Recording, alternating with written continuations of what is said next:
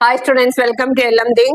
നമ്മള് 10ാം ക്ലാസ്സിന്റെ chapter 2 circles and angles, അതായത് വൃത്തങ്ങളും കോണുകളും എന്ന പാഠഭാഗമാണ് പഠിച്ചുകൊണ്ടിരിക്കുന്നത്. 1ാമത്തെ ക്ലാസ് കഴിഞ്ഞ ദിവസം കഴിഞ്ഞു. ഇന്ന് 2ാമത്തെ ക്ലാസ് ആണ്.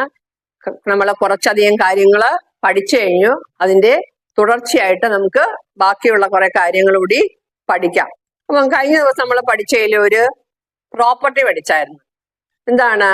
The angle made by the ends of the arc at the point on the circle is half the central line. ഇതിനെ ബേസ് ചെയ്താണ് നമ്മൾ ഇന്ന് കൂടുതൽ പഠിക്കാൻ പോകുന്നത്. ചിത്രത്തില് ഒരു സെൻട്രൽ ആംഗിള് നമുക്ക് കാണാൻ കഴിയുന്നുണ്ട്. ഈ ആംഗിളിനാണ് നമ്മൾ സെൻട്രൽ ആംഗിൾ എന്ന് പറയുന്നത്. ഇതാണ് ആർക്ക്. ഈ ആർക്കിന്റെ എൻഡിൽ ഉണ്ടാകുന്ന ആംഗിള് നോക്കിക്കേ, ഇതാണ് ആർക്ക്. ഈ ആംഗിളിന്റെ എൻഡിൽ ഉണ്ടാകുന്ന സെന്ററിൽ അല്ലാത്ത സർക്കിളിലുള്ള ഒരു ആംഗിളാണ് ഈ ആംഗിൾ. നമുക്ക് വേണമെങ്കിൽ പേരൊക്കെ കൊടുക്കാം. ഇവിടെ ABC എന്ന് പേര് കൊടുക്കാം. If AOB is X degree, angle ACB equals X/2. അതാണ് നമ്മൾ കഴിഞ്ഞ ക്ലാസ്സിൽ പഠിച്ചത്. എന്താണ് പഠിച്ച പ്രോപ്പർട്ടി? എന്താണ്? The end of the arc AB, അവിടെ നിന്ന് സർക്കിളിലേക്ക് ഏതൊരു ബിന്ദുവിൽ വരയ്ക്കുന്ന കോണും എത്രയായിരിക്കും? ഈ കേന്ദ്രകോണിന്റെ പകുതിയായിരിക്കും. അതാണ് നമ്മൾ പഠിച്ച തത്വം. അപ്പം സർക്കിളിലെ ഏതൊരു പോയിന്റിൽ നിന്നും വരച്ചാൽ എന്ന് പറഞ്ഞാൽ ഇവിടെ മാത്രമാണോ? ഈ AB എന്ന ആർക്കിന്റെ എൻഡിൽ നിന്ന് തുടങ്ങുന്ന ഏത് കോണ് വരച്ചാലും ആ കോണിന്റെ എല്ലാം അളവ് എത്രയായിരിക്കും? ഈ കേന്ദ്രകോണിന്റെ പകുതിയായിരിക്കും, ഹാഫ് ദ സെൻട്രൽ ആംഗിൾ. അങ്ങനെ ഇതാണ് നമ്മൾ കഴിഞ്ഞ ദിവസം പഠിച്ച പ്രോപ്പർട്ടി. ഇതെപ്പോഴേ 50 ആണെങ്കിൽ ഇത് എത്രയായിരിക്കും? 25 ആയിരിക്കും. തിരിച്ചും പറയും, ഇവിടെ 25 ആണെങ്കിൽ ഇത് എത്രയായിരിക്കും? കേന്ദ്രകോൺ 50 ആയിരിക്കും. ഇത് 100 ആണെങ്കിൽ സപ്പോസ് അതിന്റെ പകുതി എത്രയായിരിക്കും? 50 ആയിരിക്കും. 100 ആണെങ്കിൽ 50. അപ്പൊ ഇത് നമ്മൾ കഴിഞ്ഞ ക്ലാസ്സിൽ പഠിച്ച ഒരു തത്വമാണ്. എന്താണ്? ആർക്കിന്റെ കേന്ദ്രകോണിലുണ്ടാകുന്ന ആംഗിളില് AOB, ആർക്ക് എന്ന് പറയുന്ന AB, this is an arc. ഇത് A തൊട്ട് B വരെയുള്ള നീളത്തിന് ആർക്ക് ലെങ്ത് എന്ന് പറയും. അപ്പം ACB എന്ന് പറയുന്നത് ഒരു ബിഗർ ആർക്കാണ്. JB is smaller one and ACB, this is bigger arc. ഈ ആർക്കിൽ തൊട്ട് ഇവിടം വരെ ബിയിൽ ഉണ്ടാകുന്ന ഏതൊരു ആംഗിൾ എടുത്താലും എന്താണ് അതിന്റെ എൻഡ് പോയിന്റ്സ് എന്തായിരിക്കും? A B ആയിരിക്കും. ഏതൊരു ആംഗിൾ എടുത്താലും അത് കേന്ദ്രകോണിന്റെ പകുതി ആയിരിക്കും. ഇവിടെ X എന്ന് എടുത്തുകൊണ്ട് ഇവിടെ എന്തായിരിക്കും? X/2 ആയിരിക്കും. ഇനി മറ്റൊരു ചിത്രം നോക്കിക്കേ, മറ്റൊരു കോൺ നോക്കിക്കേ.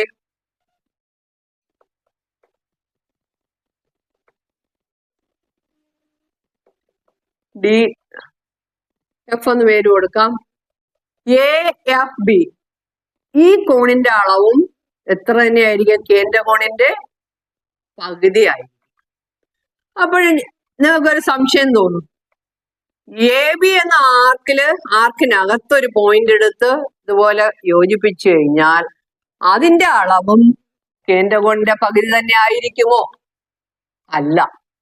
ഈ AB എന്ന ആർക്കിന് ബാക്കിയുള്ള ഭാഗത്ത്, ഇത് മൈനർ ആർക്കാ, മേജർ ആർക്കിൽ ഏത് പോയിന്റ് എടുത്താലും ഇപ്പം എന്താണ് എൻ പോയിന്റ്സ് Aയും B ആയിരിക്കും. ഇവിടെ വേണമെങ്കിലും നമുക്ക് എടുക്കാം. ഒരേ ആർക്കിൽ, ഈ ബിഗർ ആർക്കാണ് കേട്ടോ.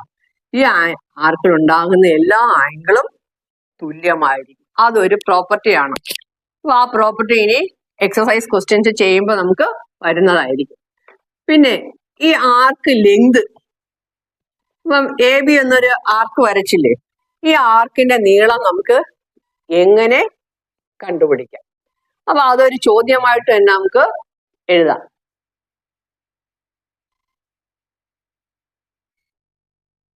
How do we cut out 1/3 of a circular ring? വൃത്താകൃതിയിലുള്ള സർക്കുലർ റിങ് വളയമാണ്. വൃത്താകൃതിയിലുള്ള ഈ വളയത്തിന്റെ 1/3 ഭാഗം കട്ട് ചെയ്യുന്നത് എങ്ങനെയാ? അതായത് ഇതിനെ തുല്യമായ 3 ഭാഗങ്ങളാക്കിയിട്ട് അതിലൊരു ഭാഗം, അതാണ് 1/3. ഞാൻ ദാ ഈ ഭാഗം 1/1 എടുക്കുകയാണ്. 1/3. ഇതെങ്ങനെ ഇതിൽ നിന്ന് മുറിച്ചെടുക്കാം എന്നാണ് നമുക്ക് നോക്കേണ്ടത്. അപ്പൊ ഇതിന് ഞാൻ ഈ പോയിന്റിന് എ എന്നും ബി എന്നും ഇത്രയും കഷ്ണം A to B ഇത്രയും നീളം നമുക്ക് അതിന് മുറിച്ചെടുക്കണം. അതെങ്ങനെ നമുക്ക് മുറിച്ചെടുക്കാം? ഇതിന്റെ അകത്ത് ഇപ്പം റിങ് ആകുമ്പോ ഇതിന് കേന്ദ്രമൊന്നുമില്ല. ആദ്യം നമുക്ക് കേന്ദ്രം അറിയണം, അങ്ങനെ കേന്ദ്ര കോണം അറിയണം.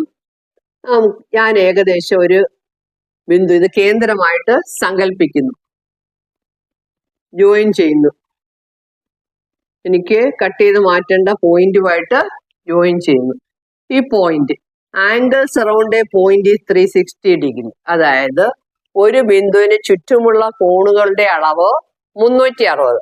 ഒരു വൃത്തത്തിന്റെ കോണളവ് എത്രയാണ്? 360 ഡിഗ്രി ആണല്ലേ. ഒരു വൃത്തത്തിന്റെ കോണളവും 360. അപ്പം 1/3 ഓഫ് എ സർക്കുലർ റിംഗ് എന്ന് പറയുമ്പോൾ 360ന്റെ 1/3 ഭാഗം കണ്ടാൽ മതി. എത്ര കിട്ടും? 120 ഡിഗ്രി എന്ന് കിട്ടും. അപ്പൊ ഈ കോണിന് നമുക്ക് എത്ര കിട്ടും? 120 ഡിഗ്രി ആണെന്ന് കിട്ടും. അപ്പം കേന്ദ്ര കോൺ കിട്ടി 120. 1/3. 360ന്റെ 1/3 120 ആയതുകൊണ്ട് കേന്ദ്ര കോൺ 120. പക്ഷേ ഈ കേന്ദ്രം നമ്മൾ ഊഹിച്ചെടുത്ത കേന്ദ്രമാണ്. നമുക്ക് ശരിയായിട്ടുള്ള കേന്ദ്രം എങ്ങനെ കണ്ടുപിടിക്കാം? അതിന് നമ്മൾ എന്താണ് ചെയ്യേണ്ടത്? നോക്കിക്കേ, ഞാണ് വരയ്ക്കുക. 2 ഞാണുകള് വരയ്ക്കുക. ഈ ഞാണുകൾക്ക് ലംബ സമഭാജി വരയ്ക്കണം. എങ്ങനെയാ ലംബ സമഭാജി വരയ്ക്കുന്നത്? ഇതാണ് ഞാൻ. ഈ ഞാണിന്റെ നീളത്തിന്റെ പകുതിയിൽ കൂടുതൽ നീളം കോമ്പസിൽ എടുത്തിട്ട് ഇവിടെ വെച്ചിട്ട് ഒരു ആർക്ക് വരയ്ക്കുക. ഇപ്പുറത്തെ സൈഡ് ഒരെണ്ണം വരയ്ക്കുക. അതുപോലെ ഇവിടെ വെച്ചിട്ട് ആർക്കിനെ കട്ട് ചെയ്യുക. എന്നിട്ട് നമ്മൾ ഇത് ജോയിൻ ചെയ്യുക. ഇത് നീട്ടണം. അതുപോലെ തന്നെ ഈ കോഡിനും ഈ ഞാണിനും നമുക്ക് അതുപോലെ തന്നെ ചെയ്യണം. ചാപം വരയ്ക്കുക, അപ്പുറം ഇപ്പുറം ഇവിടെ വെച്ച് കട്ട് ചെയ്യുക, എന്താണ് വരയ്ക്കുക. ഇത് രണ്ടും കൂടെ കൂട്ടിമുട്ടുന്ന ബിന്ദുവാണ് കേന്ദ്രം. അപ്പൊ നമ്മള് കേന്ദ്രം എങ്ങനെയാണെന്ന് നമ്മൾ കണ്ടുപിടിച്ചു. ഇനി നമ്മുടെ ലക്ഷ്യം എന്താണ്? 1/3 കട്ട് ചെയ്ത് മാറ്റുക. കേന്ദ്രം നമ്മൾ കണ്ടുപിടിച്ചു. ഞാനിപ്പം മറ്റൊരു ചിത്രത്തിൽ ഇത് കാണിച്ചു തരാം. കേന്ദ്രം കണ്ടുപിടിച്ചു. നോക്കിക്കേ, കേന്ദ്ര കോൺ 120 ഡിഗ്രി. അങ്ങനെയാണെങ്കിൽ ഇവിടെ ഉള്ള കോൺ എത്രയായിരിക്കും? 60 ഡിഗ്രി ആയിരിക്കും. അപ്പൊ 60 ഡിഗ്രി നമുക്ക് മാർക്ക് ചെയ്യണം. ഞാനൊരു കോഡ് വരച്ച് എ എന്ന് പേര് കൊടുത്തു. ഇവിടെ പ്രൊട്രാക്ടർ വെച്ചിട്ട് 60 ഡിഗ്രി എടുക്കുക. അപ്പൊ നമുക്ക് ഇങ്ങനെ കിട്ടും. ഈ കോൺ എത്രയായിരിക്കും? 60 ഡിഗ്രി ആയിരിക്കും. അങ്ങനെ നമുക്ക് ഈ നീളം AB എന്ന നീളം നമുക്ക് കട്ട് ചെയ്ത് മാറ്റാം. അത് ഈ സർക്കുലർ റിങ്ങിന്റെ 1/3 ഭാഗം ആയിരിക്കും. ഇനി 1/3 പകരം 1/5 ചോദിച്ചെങ്കിൽ 360ന്റെ 1/5 കണ്ടുപിടിക്കുക. എങ്ങനെ 360 കിട്ടി? ഈ വൃത്തത്തിന്റെ ഡിഗ്രി മെഷർ കോണളവ്, ഒരു വൃത്തത്തിന്റെ കോണളവ് 360 ഡിഗ്രി ആയതിനാൽ ഇതിനെ തുല്യ 5 ഭാഗങ്ങളാക്കിയിട്ട് അതിലൊരു ഭാഗം. 1/3 പറഞ്ഞാൽ തുല്യ 3 ഭാഗങ്ങളായിട്ട് അതിലൊരു ഭാഗം. അപ്പൊ ഇത് എത്ര കിട്ടും? 72 കിട്ടും. ഇനി മുകളിൽ അത് കേന്ദ്രത്തിലാണ് 72. അപ്പൊ മുകളിലാകുമ്പോൾ അത് എത്ര? അതിന്റെ പകുതി 36 ഡിഗ്രി.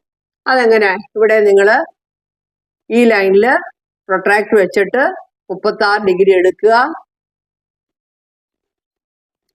അപ്പൊ അതായിരിക്കും നിങ്ങളുടെ 1/5 ഭാഗം എന്ന് പറയുന്നത്. അപ്പൊ ഈ റിങ്ങിനെ, സർക്കുലർ റിങ്ങിനെ 3/1, 5/1, 6/1 ഒക്കെ ആയിട്ട് നമുക്ക് വായിക്കാൻ കഴിയും. ഈ രീതിയിലാണ് ചെയ്യേണ്ടത്. ഓക്കെ, എല്ലാവർക്കും ഇത് മനസ്സിലായെന്ന് കരുതുന്നു. അപ്പൊ അടുത്ത ക്ലാസ്സിൽ കുറച്ച് പ്രോബ്ലംസ് ആയിട്ട് വരുന്നതായിരിക്കും. അതുവരേക്കും ബൈ. ഓക്കെ.